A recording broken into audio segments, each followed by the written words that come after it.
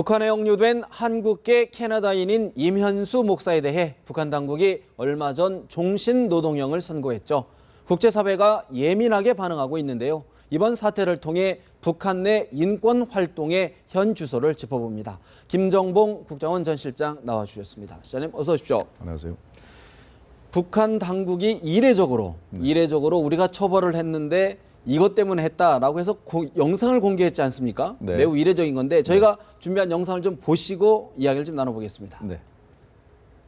이 정권을 잡고 있는 극소수의 사람, 그건 아주 악입니다. 악 자체야. 악한 영들인데 그 텔레비에서 보여주는 평양의 그 쇼하는 모습은 뭐 10%도 안 되는 북한의 모습을 여러분이 겉으로만 보시는 거고 아주 공포 정치가 돼가지고 점점 더 심해집니다.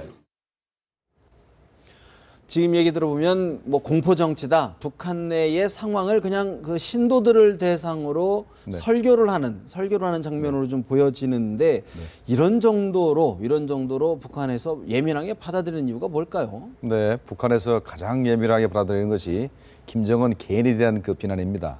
이제 임현수 목사의 그 설교 내용을 보면은 김정은을 갖다가 최고 지도자를 악이라고 표현을 했습니다. 악이라고 표현했고 또 북한 체제가 3년 내에 망할 것이다. 이런 얘기를 했는데 이것이 북한 입장에서는 가장 뼈아픈 것이고 뭐라고 이제 판결문에 보면 뭐라 했냐면은 이게 최고 전횡을 감히 헐뜯고 사회주의 제도와 국가의 안전을 침해했다고 그랬습니다. 이게 임현수 목사가 얘기했던 것이 자기네 제도와 안전을 침해했다고 보는 것이죠. 네. 그렇기 때문에 제목으로는 이제 무기징역이 되는 것이고 그래서 자기들이 정당하다. 왜냐하면 우리 뭐 니들 사회에서도 체제를 전복하려는 음모가 있으면 우리가 무기징역이나 사형을 전도하지 않느냐.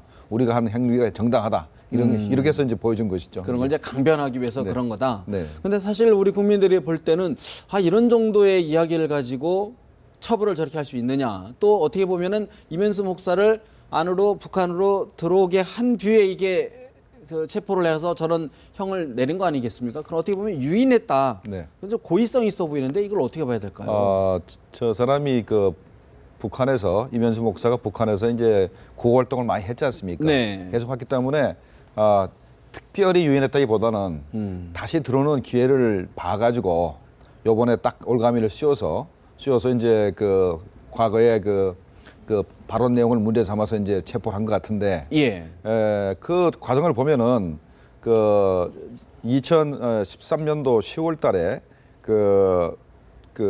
이 양반이 그 미국에서 그 설교하던 장면이 그게 유튜브에 실수로 잠깐 올라갔던 모양입니다.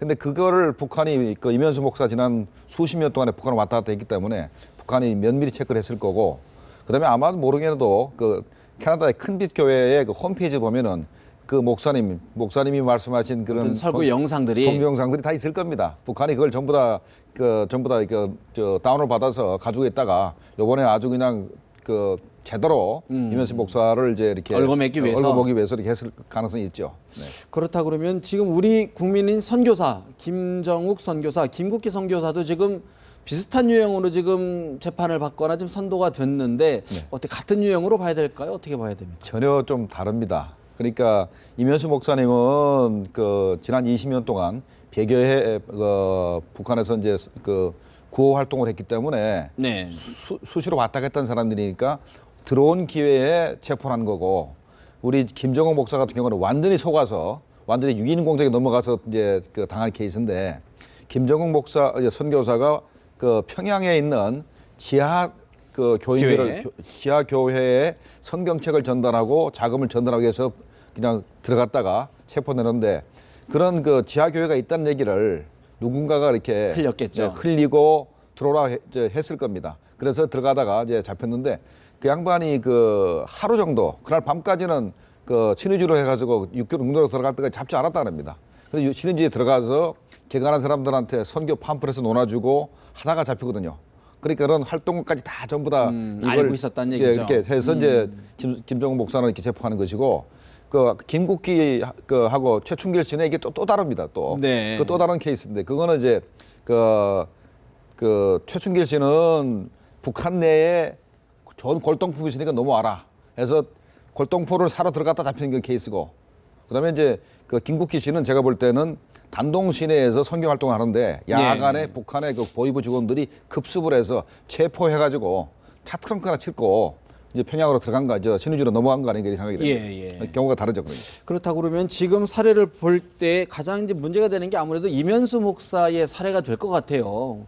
국적도 캐나다, 한국계이지만 캐나다인 국적이고 또 북한에서 여러 뭐 구호 활동을 했는데도 불구하고 김정은을 뭐 이른바 모독을 했다는 이유로 이렇게 지금 종신 노동형까지 했는데 캐나다 정부나 우리 정부 이거 어떻게 좀 대응을 해야 될까요? 이거는 이제 그러니까 국제 사면위원회 AI에다가 이제 뭐 제소를 하고 또 그 캐나다 수상이나 이런 정치권에서 끊임없이 북한에 압력을 가해서 석방 교섭 노력을 하는 수밖에 없고, 우리 정부 같은 경우는 이제 남북 회담을 계속하면서 남북 관계가 이제 좀 개선되는 과정에서 북한에 대해서 우리 국민 억류한 사람들을 내놔라라고 해서 이제 석방시키는 수밖에 없는데, 북한 입장에서는 이게 굉장히 좋은 카드입니다. 아마 1인당 아마 쌀로 치면 10만 톤 이상씩 받아먹을 가능성이 있습니다. 사실 일각에서는 이제 유엔 반기문 사무총장의 이제 올 연말에 계속 방북설이 있었는데 또 내년 6월 이후에 방북하겠다라는 입장도 내놓으셨단 말이죠. 반기문 사무총장 카드를 통해서 문제를 해법을 좀 찾아야 되는 것 아니냐 이런 이야기도 나오는데 가능성이 있습니까? 아주 그 가능성이 있다고 봅니다. 북한 입장에서는 벌써 내놓을 게 별로 없어요. 그러니까 만약에 그 세 사람, 김국기, 최충길, 이번에 김조국 선교과 이 세 사람을 갖다가 만약에 그 유엔 사무총장이 갔다가 나오면서 같이 그 비행기로 데리고 나온다면은 그보다 더 좋은 모습은 없겠죠. 그러니까 반기문 사무총장 입장에서는 남북 정상회담을 주선을 해서 성과를 좀 거행을 하든가, 그렇지 않으면은 북한 인권 문제 개선을 주장하면서 그 세 명을 이렇게 대동해서 나온다면은 정말 모양이 좋거든요.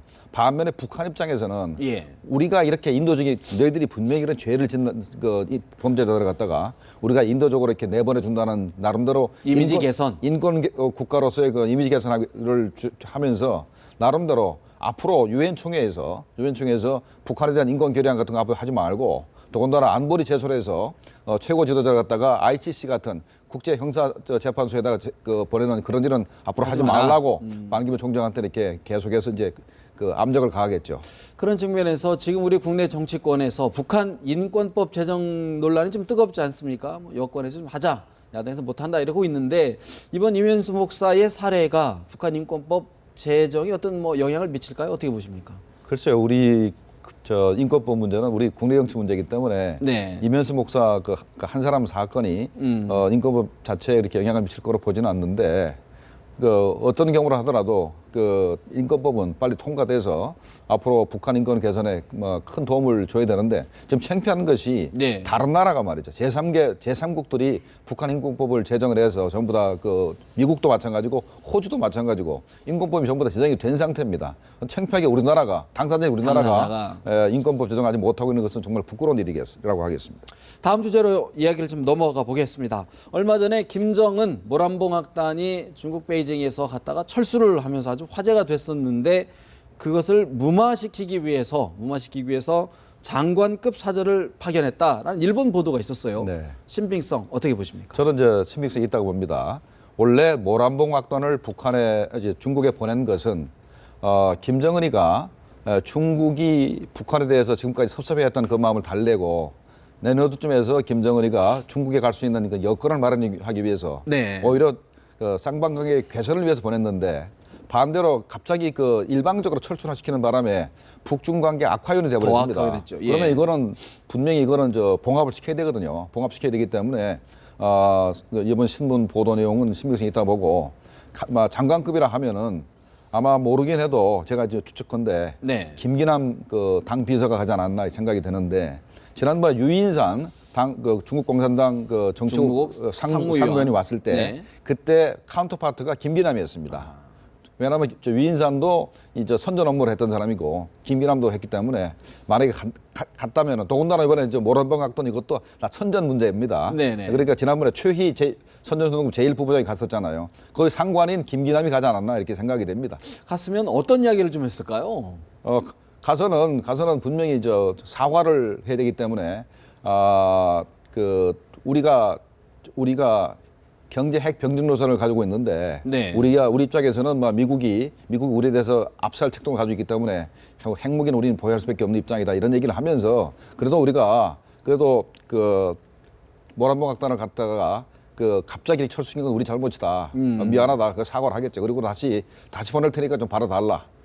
이렇게 얘기하면서 그러고 나서 이제 우리가 이런 네. 분위기가 조성이 잘 되면은 김정은이가 내년도 한 4월 정도에서 5월 달에 7차 당대 직전에 네. 방문할 수 있는 그런 좀 분위기를 좀 조성해 달라. 이런 얘기를 할 가능성이 있습니다. 중국 입장에서는 만약에 북한이 그런 제스처를 보였을 때 받아들일까요? 어떻게 어떤 입장을 정리할까요? 중국 입장에서는. 중국은 일단 불쾌하다는 표현을 할 것이지만은 중국 입장에서는 북한같이 좋은 그런 돌격대가 없습니다. 현재 미국이 아시아 재균형 정책을 하면서 일본을 돌격대 내세우려고 그 집단적 자위권법을 통과시키고 해서 일본을 좀 내세우고 있습니다. 그래서 센카쿠 열도에서의 그 미중 간의 충돌, 일본 때문에 그다음에 또 이제 남사군도에서의 그 미국과 중국의 충돌이 계속 이제 벌어지고 있는데 이때 미국은 일본을 전위들에 내세우고 중국은 북한을 내세울 필요가 있습니다. 그렇기 때문에 직접 부딪히지 않기 그렇죠. 위해서요.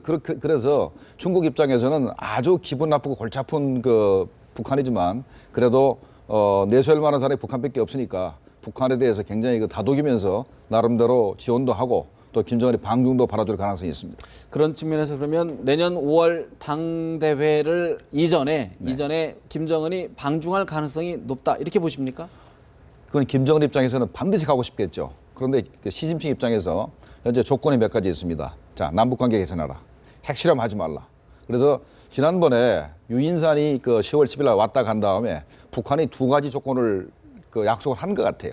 그래서 우리가 두 가지 지킬 테니까 김정은 방중을 받아달라. 그게 합의가 이루어졌고 그 여건을 그 분위기 조성하기 위해서 모란봉악단에 갔다 왔는데 네. 이번에 이제 김정은이가 아주 괴팍한 그런 그 성격 때문에 갑자기 철수시켰는데 어찌됐든 간에 이번에 그 장관급 그 인사가 그 사과 사절로 중국에 간 게 사실이라면은 네. 아마도 김정은이가 내년도 4월경에 중국에 갈 수 있는 가능성이 굉장히 높다고 생각이 됩니다. 외교 사절이 갔다. 또 중국이 그거를 받아들였다는 것만으로도 일정 부분 서로 대화를 좀 뭔가 접점을 찾자 그런 노력으로 또 봐야 되겠군요. 네, 그렇게 보는 게 맞을까요? 마지막 하나만 여쭙겠습니다. 오늘 소식 보니까 김정은 제1위원장이 북한군 쌍방 기동훈련을 참관했다. 제526 대연합부대, 제671 대연합부대가 참가했다. 이런 보도가 나왔는데 어떤 의미가 있는 건가요, 이게? 네, 이 대연합부대는 북한의 군단급 부대입니다.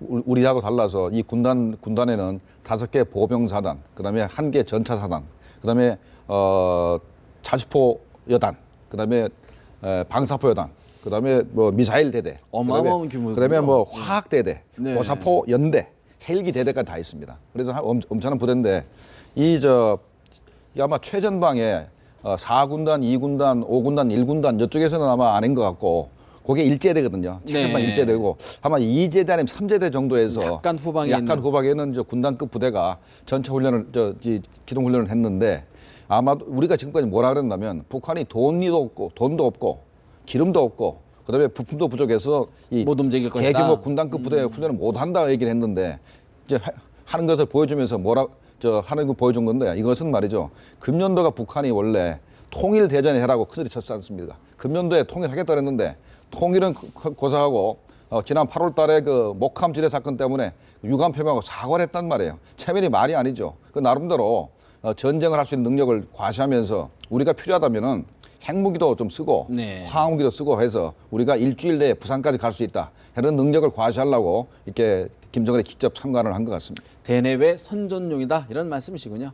네, 그렇습니다. 알겠습니다. 오늘 말씀 여기까지 듣겠습니다. 말씀 고맙습니다.